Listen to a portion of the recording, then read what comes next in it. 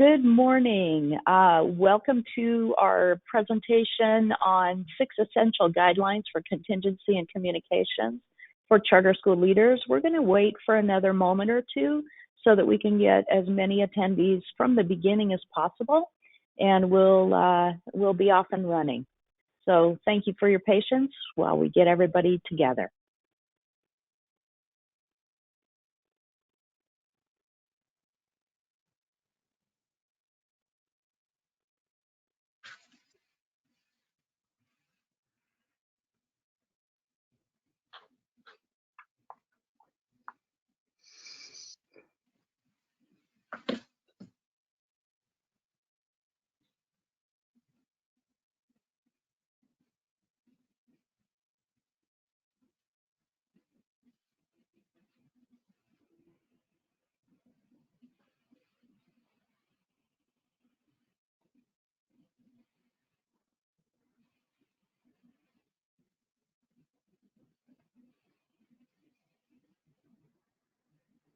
And I think we'll get started. We have a far-flung team of people here to be presenting this webinar.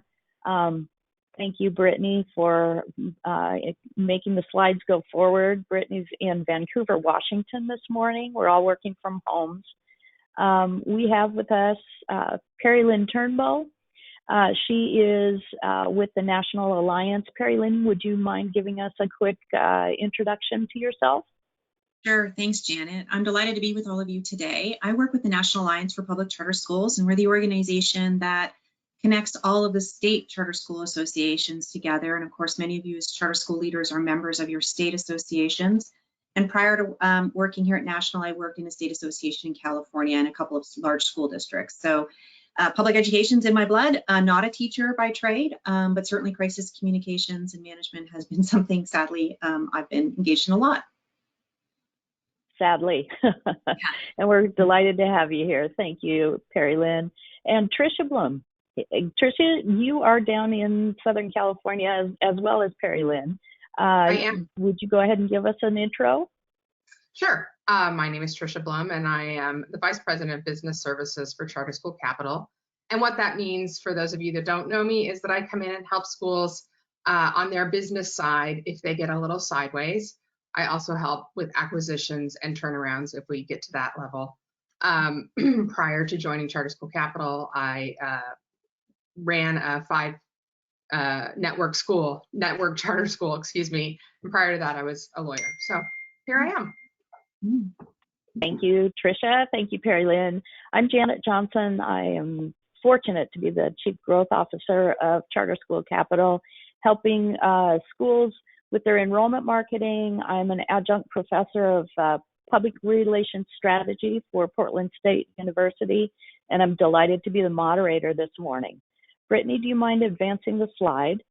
First, we're going to be talking about kind of an overview, how to reassure your community that you're able to handle this crisis, talking a little bit about how to make sure your staff and employees are getting the right messages out, especially right now when we're in the midst of probably some of the most stressful time people have experienced, certainly students have experienced, I'm guessing, to make sure that we're finding the right influencers, that we're getting the word out. We'll talk a little bit about this. I have to say, we put this, the idea of these 6 guidelines together 3 weeks ago, and so much has changed that when we were talking about contingency planning and what to do in case of closure, we've just counted up the states this morning.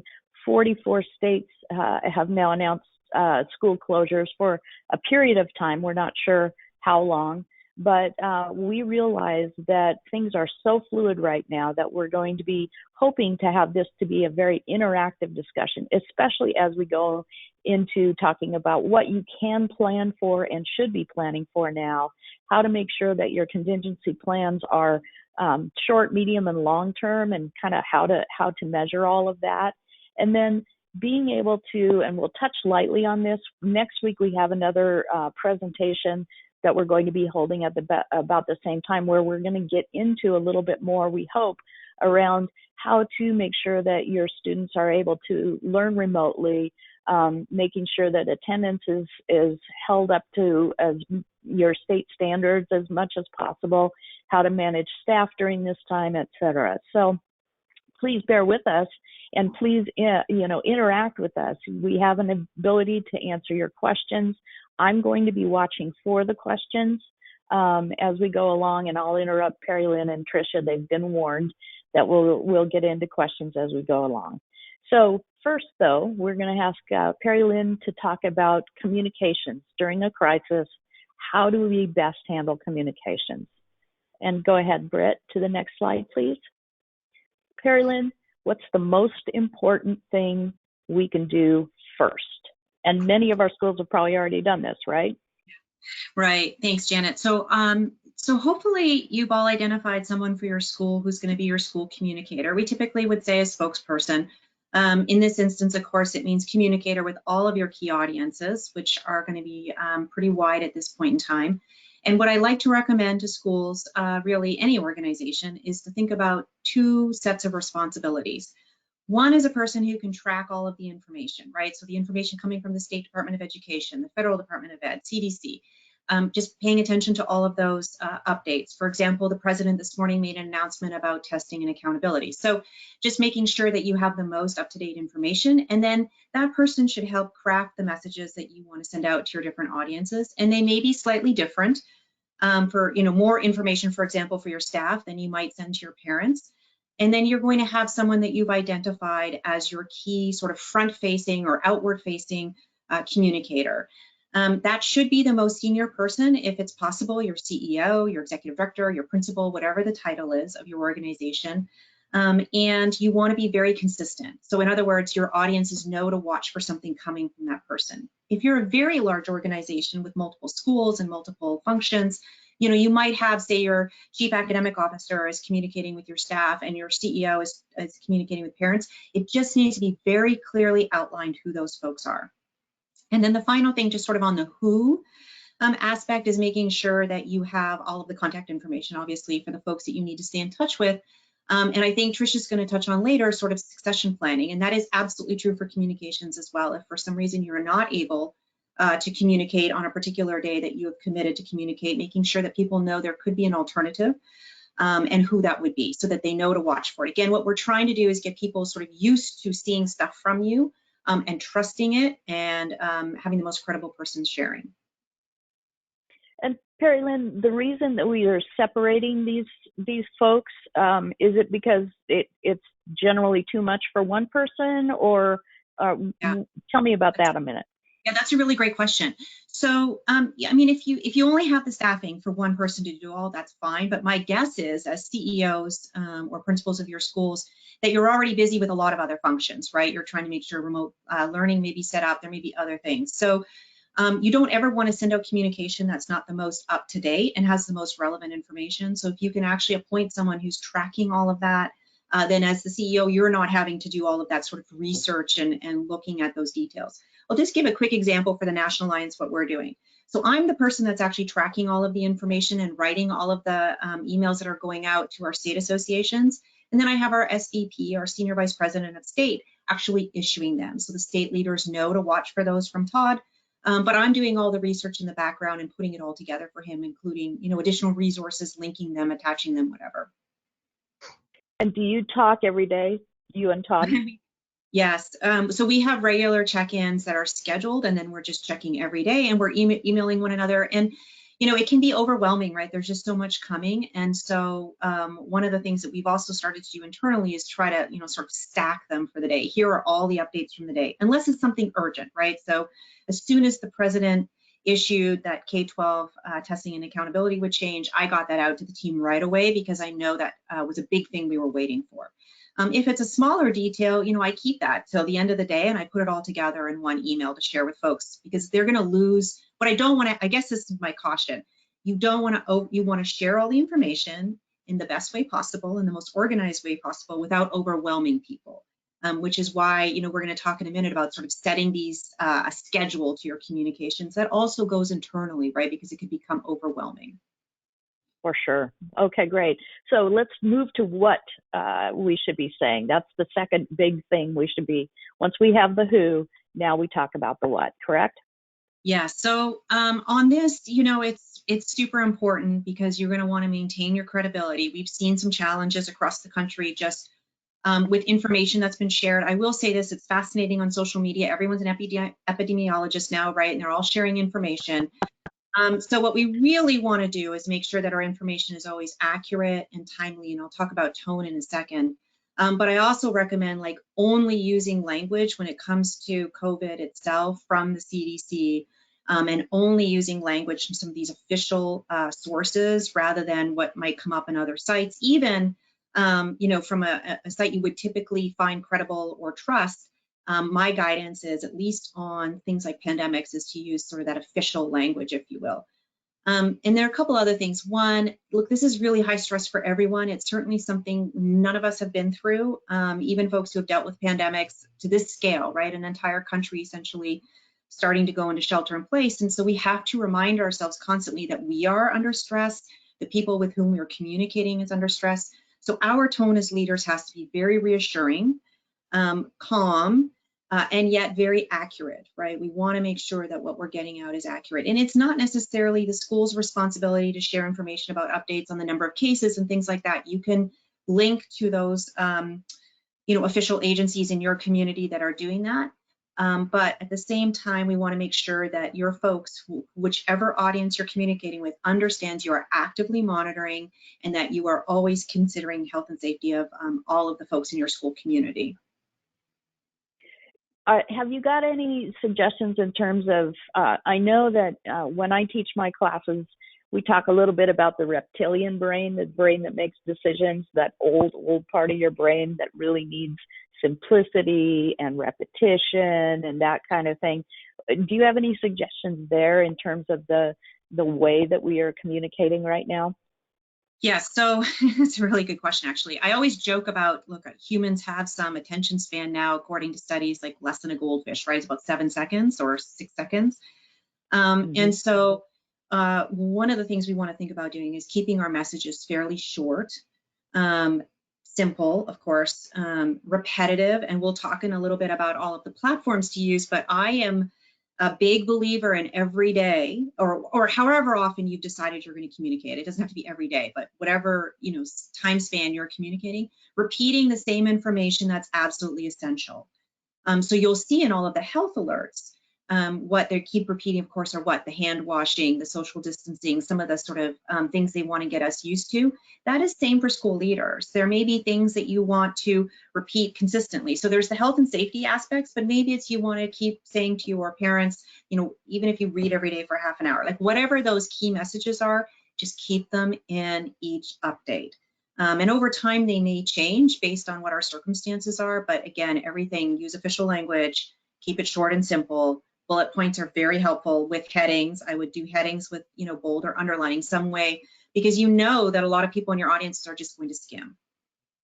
Yep, that's that 7 second goldfish type attention. That's right. Yeah, exactly. That's great. Right. All right. So how do we get the word out? Let's go to the next slide, if we might. Thank you, Britt. Tell us about the how. Great. So look, sometimes we think as leaders, we've shared information and everyone has it. Again, in a crisis, because people are operating sort of at a different level and a different level of stress, we have to repeat constantly, and we need to put it out on every platform we have at our fingertips. So you guys know what you have available at your school and for your school community. You also have some specific ways that you use to communicate sort of on a regular basis. Some of those are gone now. So for example, sending home letters and flyers with children in their backpacks, that is obviously not available to us anymore. But I would just recommend, again, using that simple confirm language on every platform you have. So whether it's texting and phoning and emailing and website, just making sure that you're using all of those to you. Obviously, you might have to adjust the length based on the platform you're using. But again, making sure that is that you're using every platform, because a parent, again, this, right? I'm only speaking, I'm saying things that you already know, but I'm reminding you of them. Some parents like to get their information from text, some like it better in email, and so you just want to make sure you blanket all of those. The other piece of advice here is really to identify how often you are going to communicate with your school community. Again, this may differ by your audience group. So if you may want to touch base with your staff every single day, right? That may be very important. Maybe you were already doing that in person, and now you're going to do that on video conference, or you're going to be sending them some sort of update every day. The really important point here is if you commit to a certain number of updates, whether it's every day, every other day, once a week, you have to make sure you're able to deliver. So don't overcommit in the beginning, because if you say you're going to do an update every Friday and then an update doesn't come, you start to lose credibility, right? And people won't be watching for it. So sometimes it may be better in the beginning to actually do less and then ramp up, but for sure, make sure it's consistent, and each of your audiences may require information, sort of a different number each week. And then the final piece of advice here is really making sure that you both date and number your updates, right? So if it's your staff update, this is staff update number 5, issued on March 19th or 20th today, I guess, sorry. And the same with your parent one. And the reason you want to do that is as parents are reading them, or people who have not maybe paying attention to this every single moment of the day, if they've missed something, oh my gosh, this is update number 5. Wait, I didn't see 3 and 4. I've missed something. And then I recommend, if you have a mechanism to do this, to archive those somewhere, right? So if someone needs to go back and see them, it could be your website, maybe you have an intranet type portal for your staff. But again, it's just to reassure people as they see them coming, they've been on top of it.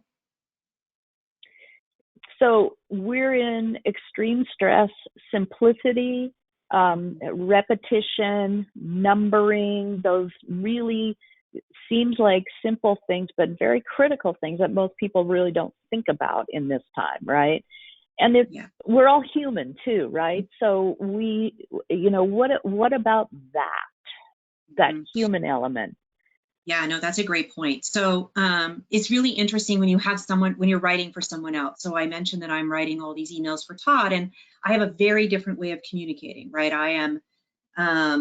I'm a communicator, right? This is what I do for a living. And so I'm often checking in with people, doing different things. And Todd is a very different personality. And yet I have been putting in messages in his communication sort of with the empathy element, right? So one of the things that you want to make sure whomever you're working with understands your voice. So if you are a very touchy-feely type person, or you're very close relationships with your parents, that should come through. You don't want to make it so roboticized, if you will, or so bulleted that they don't feel, the love and the sympathy and the connection that you want to have. And I know it's very difficult to sometimes relay that in email and text and phone messages. That's why sometimes, even phone messages, they can hear the tone of your voice. So you want to make sure that you're sort of building in some of those things, and even little stories. If you have a story of a family that's done something really extraordinary, maybe share some of those things to, again, remind people of that human side.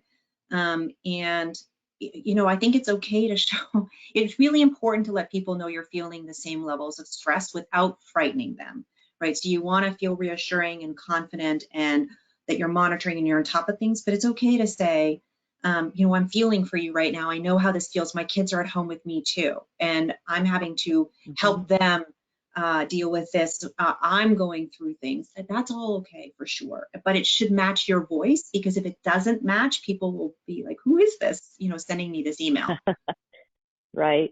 That's a great point. So a little bit of humility here and there. We're all going to make mistakes. We're all going to have, our own personal filters for how we both give and receive information. But coming through in terms of being the real person that you are for the spokesperson, and giving them the information that way is the best way to get there. It is. And I do think one other thing you might consider doing is having someone, again, this all depends on your staffing, right? Who can sort of proofread some of your messages before they go out. But even when I write things, I've looked at it so often, sometimes I miss something. It could just be a grammatical error, but it could also be something that's just not stated right, and it's confusing. So if you have the luxury of having someone else who hasn't written it and who's not sending it to just take a look at it, that would be great. If not, just make sure, of course, that it's well proofed, so that, that everything in it makes sense, and someone who hasn't been part of all these conversations can understand what you're trying to relay. That's great. So let's talk a little bit about other people that can get the information out, or need to get the information out consistently for the schools? Yeah, so one of the most important things to be doing right now is making sure that all of your staff or anyone who might be interacting with members of your school community, in particular, your families, obviously, and students, but also any of your partners, vendors, neighbors, whomever makes up your school community, that everyone's saying something similar. So typically, if your school were still open, we'd be recommending providing actual talking points, right, to your front office staff who's answering the telephone, to each teacher, so they make sure they say the same thing or at least something fairly consistent. Now you don't have that mechanism of all being in a place to do that, but you cannot forget to make sure they have the same information. And so my personal opinion around communications is you always communicate with your internal audiences first, so your staff, to make sure they are well prepared to communicate with any of your external groups. And I typically think of students and families as an internal audience as well.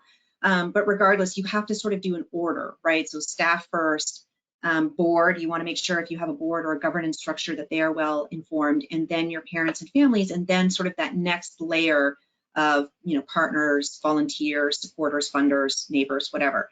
And then I do think the other thing that's we've got to be really thinking about, and I know school leaders are thinking about this just intuitively, but is how are we giving guidance to all of our staff members to talk to kids about this situation, right, and family members. So again, even though we're all going through the stress and we are feeling anxiety as well, we need to be well prepared to deal with some of these mental health issues. Now, if you have, obviously, staff like nurses or psychologists or social workers, they are going to be a tremendous help at this time. But if your teachers are interacting every day with kids and kids are not handing in their assignments, there may be a reason there, right? This is not sort of typical day to day. I know my own kids are struggling, and in our home, my husband and I, we've been very upfront about this situation all along. But I'm still noticing that they're struggling with doing their schoolwork, as an example. And I would not want their teachers to think that it's that they don't care or they're not being responsive. It's literally they're just, dealing with their own issues. So figuring out ways to try to draw that out of kids is really important. And I know school leaders are thinking of that. But again, your staff may not have that knowledge intuitively, and so you may need to provide that. The only other thing I would say is that, when we had our schools open, I was suggesting printing all the CDC posters and things like that. We actually posted some of those in our home. And so giving those tools to families to think about, like, near the sink, can you put up, the picture that shows where all the germs live, right? And then actually engaging kids with the cleaning in the home and doing all those things gives them confidence that they know how to deal with this and that they will be okay. So there are some resources that would be easy to just kind of put up on the fridge or put up in the bathroom to remind kids, sort of on the daily things that they need to do to keep themselves safe. This might be a good time to talk a little bit about what the National Alliance is doing in terms of this kind of resource. Is that right? Can you talk a little bit about the resources that you're gathering? Yeah, sure. Great. So again, I mentioned that we are the alliance of the state charter school association. So each state that has a charter school association is, kind of like a member of ours, just like you are all members of your state associations. So we've done a number of things. One, we've created publicly available, or they're open to the public, in other words, to school leaders and state associations on Box, all kinds of examples, sample letters, a lot of resources around distance learning. That's not an area of our expertise, but we definitely wanted to make sure we provided the best examples out there of platforms and how to help teachers transition to distance learning. But we also keep all of the CDC and National Department of Ed information there. And the way that we are sort of getting these things out is we are holding weekly calls with our state associations, and we provide them with multiple emails a week that they can then send to their schools with all of the information. That kind of creates I call it cascading communications, right? National sends to state, state sends to schools. But you can also just access those Box folders right off our website, and in any of the emails we're sending out to school leaders, if you receive those directly. And if not, certainly I'd be happy to take anyone's emails to make sure that they are added to that list. And we have a link to that Box area on this presentation that people will get after we're finished. I think we should be able to send out the recording and the links to everyone who's on this or who's signed up at the end of this. Should go out either later today or first thing on Monday. So thank you for that, Perry Lynn. Really appreciate it. And one of the things you said just now was really, I think, important. Being able to not only cascade information, but also to let the board know, let your staff know, let your students and parents know, and others in your community know. And that takes a little bit of planning. And right now, what we're going to do is segue over to, I believe, Britt, if you'll give me another slide here, we're about to go into the planning part. Thank you, Britt, of the session this morning. And this is where Trish is going to come in, because as she mentioned at the very beginning, she is someone who helps schools, plan their way to success, I would say, right? And originally when we came up with this idea, it was all about, let's talk about contingency planning, what if? And now here 3 weeks later, most schools are at least faced with closure if they're not already closed. So Tricia, we're in it right now. Britt, do you mind popping to the next slide, please? What should we be thinking about in the midst of all of this mess? Thanks, Janet. So I think as we're trying to work our way through, we need to remember that we need to be focusing on our strategic plans, and those are both our current strategic plans, but also our go forward ones, and still managing the day-to-day tactical matters. And what I really am saying in that is that we tend to put the urgent before the important. And while certainly right now the urgency is incredibly important, I think that there are challenges that we need to be managing going forward. Like, for example, putting together not just a cobbled together distance learning, but something that gets your students through the end of this year in a more meaningful education type way. Britt, do you mind going to the next slide? Because we're in the midst of the storm right now. And I think your idea and your notion here is, getting to a place of calm amidst the storm, right? And using planning effectively to do so. So first steps. So the first question after you've said, gee, I need to do some strategic planning, is how do we best serve students, families, and still complying with government, right?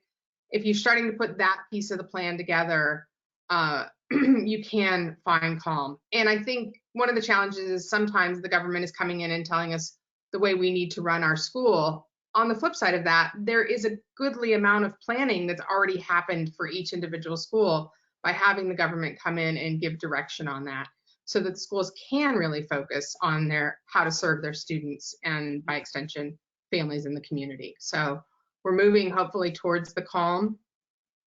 Next slide, Britt. All right, so I've been touching on this, but really the question becomes, how do we conduct business for the next 60 or 90 days, right? If we can put that down on paper in your computer, just so you have the roadmap. Anyone that's worked with me knows that I'm very much a fan of the short-term, mid-term, long-term, and before you can start all of those planning, of course, is triage. Hopefully we're starting to come out of the triage of this immediate piece of the crisis. And so we can start focusing more now on short-term and mid-term, and then ultimately looking towards long-term planning. Britt, I understand you may have a poll that you could take of our attendees as you go to the next slide. Do you mind asking folks how they're faring right now? I'd be interested. Yeah, so the first question is your school already closed? Do you mind just go ahead and clicking that? That'd be great. Leave it open for a moment longer. Thank you, Brittany. Go back to Tricia, and we'll give you the answers there in a moment. Do you mind going to the next slide, Britt? Oops. Oh, we'll have another poll. This is exciting. Is your school continuing with remote learning right now? So if it's already closed, are you working on remote learning?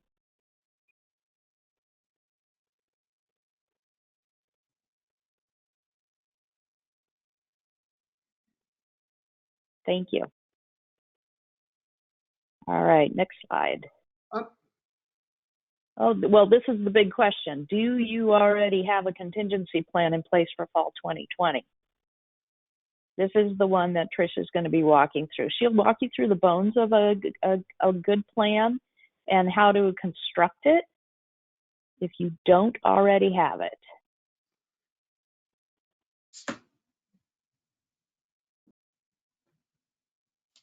Thank you. Okay. All right, Britt. So, I'm sorry. There you go. All yours. Thank you. We've just asked you 3 questions, and they're a great lead into what I'm about to speak about. But you know, putting a plan to paper, I'm using an old school term, will help you, your staff, and your families feel more comfort in time of stress. You know, a lot of what's going on right now is uncontrollable. We have no control over what's happening as an individual, as a school leader, as a parent, as part of the community. If we can get some information put down on paper and a way to put one foot in front of the other, I think that can create a lot of calm as we're moving through this storm or crisis. So let's see, what's our next slide, please. So how to develop a contingency plan. And these are really, honestly, you can use these 6 practical steps for a short, midterm, long-term plan, right? And I'm always a big fan of creating those plans, short and mid and long, concurrently, because you're working through a short-term plan, and as you're doing that, you're thinking about things that are going to happen down the road. And when I'm talking about short-term plan right now, we're talking about what the next 8 weeks is sort of what the CDC says this might be. I would say midterm is what happens if we don't end up finishing the school year. Long term, how do we, you know, how are we starting school next year and beyond? And of course, you know, there are times when a long-term plan might be, you know, 5 years of planning. Right now, I think it's really just in terms of months. And so the 6 practical steps, and this is best in class, right? And so right now, your organization may not have the bandwidth to have best in class. So you can create any sort of plan that works best in this short-term challenges right now. So form an active and collaborative planning team. Again, I know a lot of teachers and leadership were kind of working through triage and, you know, how to get kids up and running on, you know, a device, and how to get Wi-Fi to some homes. And so once that's sort of over, though, we will have more employee bandwidth beyond just teaching, to kind of put a planning team together. And this is a planning team where you'd want to be talking with, you know, teachers and school leaders and your board members, probably a parent, a community member, because that's really what's going to serve your students best. Understanding the situation. Right now, there's a lot of things changing, sometimes hourly. So what you write today may not be exactly, but you can write a pretty big, broad understanding the situation. We are in a COVID crisis. Determining objectives. Again, some of that is, you know, what are we going to do for the next 8 weeks? What are we doing for the next 12 weeks? And what are we doing for the next 12 months? And developing a plan is identifying a course of action. And I am going to go through an actual, like, walk you through a plan in just a minute, but these are the 6 practical steps. So you're going to actually then, after we've kind of gotten through 1 through 3, we're going to develop that plan. And then we're going to prepare, review, and approve the plan. A lot of us still have responsibility to our boards. Our boards need to, you know, resolve and approve these types of policies. So that still has to happen. And then implementation and ultimately maintain the plan. Again, this is probably more towards your long-term plan. All right. Any questions on that one? I'm not seeing anything. Not yet. Right. And by the way, folks, if, pardon me, Trish, if you do have questions, go ahead and type them in. I'm kind of keeping an eye on them for either Perry Lynn or Tricia. So we'll get to a place at the end where we can answer questions. But if something comes in hot, I'll interrupt, just like I've just done now. Thank you, Tricia. Your turn. Perfect. I appreciate that.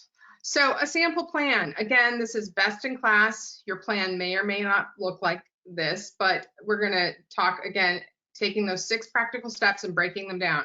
What's the purpose of the plan? I think right now, and I think I'm bouncing ahead, but I'm just going to say, for me, the 3 most important plans a school can be making right now is a succession plan or a replacement plan. And that may not be as traditional as what some of us have heard, and I'll detail that in a minute. But succession plan, a cash flow plan, right? Cash management is incredibly important right now. And then your distance learning plan. So those are the 3 plans I think schools should be focusing on. And I am working with the schools I work with to help them develop those. So what's the purpose of the plan?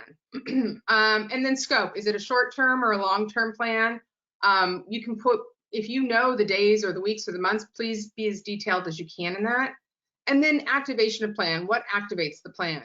When we were first discussing this webinar, we hadn't gone into this mode yet. Schools were not closed yet. And so one of the big questions is, what is the next steps and what activates that plan? Now schools are closed. So then what's the next step that activates your next piece of the plan? Site info, as schools, we always want to have a list of the sites that we have campuses, if you will. And again, this is less important right now because school sites are actually closed, but this is sort of your health and safety section, if you will, right? And at the time we were initially putting this together, we were talking about deep cleaning or sanitizing, and that was part of it. And what do we do as we send students home? And so again, in this situation, site plan might be simple as the address and the location of where you are, right? And who's managing the day-to-day piece of that. 2 questions, Tricia. Number 1, you first talked about a succession plan. What kind of succession are you talking about? Are you going to go into that in a little bit more detail? I am. I'll hold then. Okay. Number 2, the second question, site info, your campuses, but how about your digital sites? In helping schools with enrollment marketing, one of the things that I find is it's really hard for school leaders to figure out who owns their Facebook page, who owns their website, how do they get in easily and make changes. That can be a months-long project sometimes, right? So understanding how to quickly get access to Facebook or to your website so you can do what Perry Lynn has said, get information up there, numbered, etc. I would ask school leaders to make sure they have usernames and passwords at the ready for all of their digital sites, correct? Absolutely. I think that's an incredible tip there and incredibly important as well, especially in these challenging times, right? Where a lot of us are supposed to get sick, which means we're either going to be sick or our children, our parents. And so that may not always be easy to access. So yeah, that's perfect. Thank you, Janet. I really appreciate that. So not virtual sites, not just physical sites, right? School population, again, some schools have a lot of free and reduced lunch. Not all schools do, but I think that's important to call out the type of student body you have and in the plan, what you're going to specifically do for those specialized student bodies, right? So you may be handling homeless students in this crisis differently than in a succession plan, right? So it really just depends. The school population piece of this really is important to understand your school population. I'm pretty sure most leaders do, at least when I speak to you all at charter schools, you're pretty familiar and comfortable with knowing who you're serving. But that should be in your plan. Free and reduced lunch, homeless, IEP 504, special ed students. And then, community can kind of go in there now that we're talking about this extension. You might be pop in a little section about what's happening in and around your community. And then functional needs. Again, this is a generic plan, and the functional needs have changed pretty dramatically, I think, from, 10 days ago, not even. So when schools were still open, there were functional needs more so than now.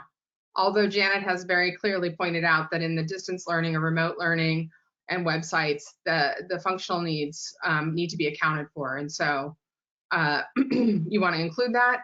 Again, after hours activities and school activities, it seemed like as we were getting closer and closer to closing schools, the first thing that was happening was that, college trips for schools and international spring break international travel was being called, and then domestic travel. So Now, school activities, I think we have to look towards how do we create remote school activities where children are engaged beyond just learning, right? Academic learning, I should say.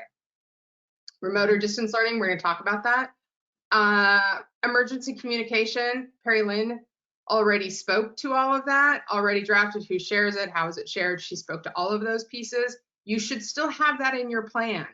And the who shares it, I think, is incredibly important to have in your plan. Medical mental health services, again, how are you going to serve those folks? Is it important to your particular plan? Approval of plan, and then communication of plan to your stakeholders. So that is a sample plan. There are pieces of it that are going to work in your succession plan and pieces of it that will work in your remote learning or distance learning plan. So you can plug and play, but that should give you a pretty good idea of how to create a plan. Mm-hmm. Next slide. Oh, okay. So I said the three biggest plans I would be working on right now is a succession plan or a replacement plan. And I think most of us have heard of succession planning in terms of if your school principal or CEO or board president, retires or leaves. And that is essentially what we're speaking of here is, right? We want to identify those people that can step into those leadership roles. So who is the next in command underneath the CEO or school principal that can take over? We don't have the luxury of training someone right now. So what we're really looking for is the folks that are already, stepping into leadership and getting them up to speed as quickly as we can. Certainly for your board president, your treasurer, I think, for me, the CFO or the business manager at any given school, that would be incredibly important to know who's next in line for that, and putting that into paper so that other people know that's how it's going to transition. And again, because we are a charter school, we have open meeting laws, and the school board, the charter school board needs to approve what you've got in for that. So don't forget, you need some time to get that all taken care of. So again, succession plan, incredibly important. Cash flow plan, easy for me to say, also incredibly important. Right now, we don't know what's happening in terms of how funding is coming through. We know in most states, I think almost all of them now, that funding will continue, but we don't know exactly if it's going to be a bumpy ride or not. So it's important right now to have a cash flow plan and an understanding of how funds are going to be spent as they come in. And then distance learning. So this is the remote learning. Right now, a lot of organizations have sort of cobbled together a combination of written packets, teachers online through Zoom or Google Hangout. And I think that works for the short term, but over the long term, and when I'm talking long term right now, I even mean beyond the next 2 or 3 weeks, how are we going to keep our children engaged? What does that look like? When I started to look at putting together planning steps for remote learning, Best in Class said take 3 years before you put your full remote learning plan together. We don't have 3 years. So, again, this is a little on the fly, and we've provided a number of organizations that provide remote or distance learning that you can use. I also recommend, if you can reach out to a charter school in your area that maybe has a blended learning plan, so they've already got some online services, and find out how they did it, right? This is a great time to really lean on our neighbors to help us to figure out how to move forward in the remote learning arena. And can I just ask, Perry Lynn, you probably have a lot more resources in your box area with links like this. Is that correct? Yes, we do. And so there are a number of guides that we put in there. Some are actually, so there's really 4 parts of the distance learning, right? It's the technology that the kids need at home and the internet. So you see the internet link here for free internet. That's actually one of the biggest stumbling blocks we've seen across the country in charter schools. And then there's the platform itself. So, whatever it's called, there's Freckle, there's Prodigy, there's a whole bunch of those. And then the final thing is helping teachers know how to do distance learning, which is quite a different approach. And so there are a number of guides for each of those each of those elements, if you will, there. And if there are others that people know of, I mean, we are more than happy to make sure that we can get as many of them up as possible, because we obviously want to be as helpful as possible. That's great. As a So we reminder- have that link next. Go ahead. Oh, I just was going to add to Perry Lynn, you're exactly right, Perry Lynn. Thank you for clarifying that. But I also think in these times, we sometimes have to build the airplane while we're flying it. And so please look at those guides and work through them. But, know that, there are going to be stumbling blocks and challenges, and something that you're doing right now, might not be what you want for the future in distance and remote learning. Right. Yeah. Well, that's why I think it's so important for us all to remember, we're centering all of this around delivering education to students. We're all human. We're all under incredible stress right now. So having these kinds of resources and this kind of advice is pretty much invaluable in my opinion, right? So I still don't see any questions from the audience. This is where at the link at the bottom is the National Alliance's resources area. So please make use of all the great stuff that they've been pulling together and add to it. The webinar that we did last week with Dr. Gregory Poland from the Mayo Clinic will be in there if it isn't already. This recording of this webinar will be in it as soon as it gets ready to go. Tricia, you haven't finished necessarily yet, but we've run out of our regular slides because, this has been really kind of a wild week, right? So what else do you have to say in terms of planning? I just think that to piggyback on what you're saying, Janet, it is stressful times, and I know that our goal really is to serve students, right? And trying is sometimes the best we can offer, and give each other grace to do that and move forward. So I think, putting a plan together so you feel like you've got some control and you actually know how to move forward, but also remember at the end of the day, it really is about serving our students and their families going forward. And if That's you right. need any help or support in talking about succession planning, cash maintenance or cash flow planning, or remote learning, please reach out. I'd be more than happy to answer any questions offline and support you in any way I can. That's right. We're here for each other. And I love the idea of reaching out to other schools in your area to see how they've done it well. And that kind of brings us to our next week's webinar that we're putting together as we speak. So, right now it's titled Managing Attendance and Staff During the Outbreak, where we'll be talking about, the kinds of resources that you'll need, the kinds of help that you might need. We are gathering some school leaders, we hope, to speak on this with us.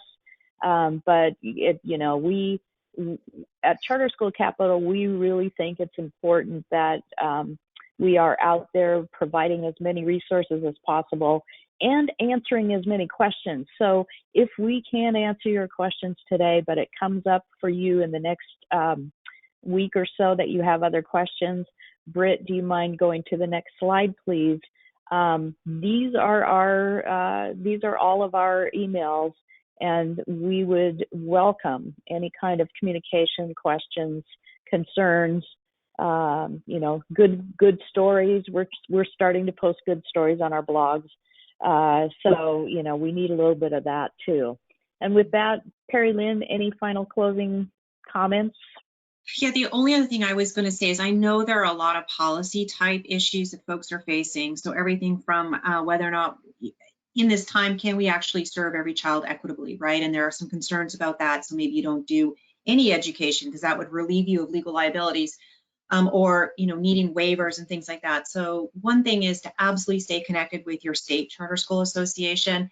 And if you're not getting the answers you need, certainly please reach out to me. We are really trying to make sure that we have all those policy issues. Obviously, the federal government often has to indicate they're waiving something, then the states have to apply for a waiver. I mean, there are all kinds of steps behind the scenes that school leaders don't really care about. They just want to know, can I feed my children, and can I put in place some distance learning that may actually be different for different groups of kids? My advice is yes, just do it, and we will figure out the policy stuff. And hopefully there will be, as you just heard from Tricia, like some leeway, right? Because we're human and we're doing our very best during this time. But we are definitely looking at all those legal and policy issues as well. And if you come across any, please feel free to send them our way, because we want to answer those for the whole charter school movement across the country. Thank you. That's a good point. Tricia, any final words of wisdom? I would just say work with your authorizer also.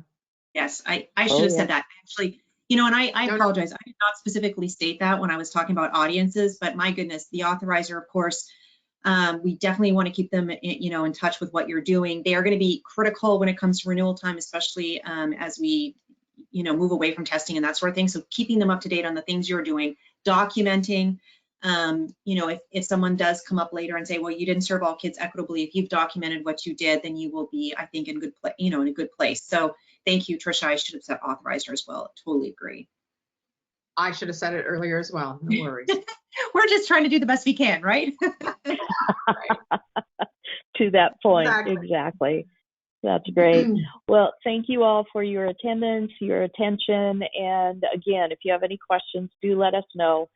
We appreciate it. We'll be back next week, and perhaps even we'll see if we can't get an authorizer perspective onto the next week's webinar. Thank you. Great. Thanks. Bye, everyone. Thank you. Thank you, Janet. Thank you. Thank you. Thank you. Bye-bye.